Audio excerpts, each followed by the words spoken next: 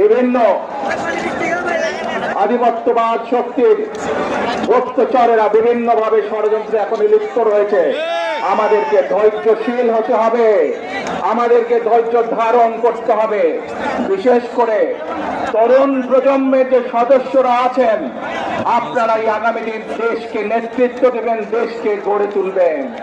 এই দায়িত্ব তরুণ প্রজন্মের সদস্যদেরকে আজ গ্রহণ করতে হবে, যাতে করে এই দেশকে আমরা সুন্দরভাবে গড়ে তুলতে পারি।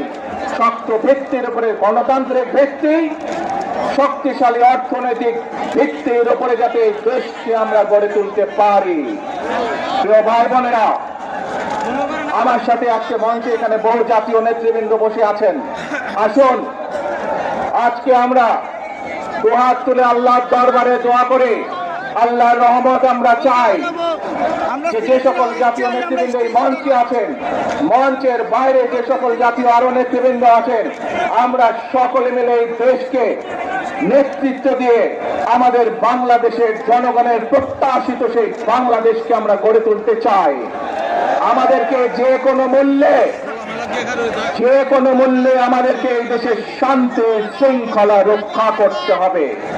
যে কোনো উস্কানের মুখে আমাদেরকে ধীর শান্ত থাকতে হবে।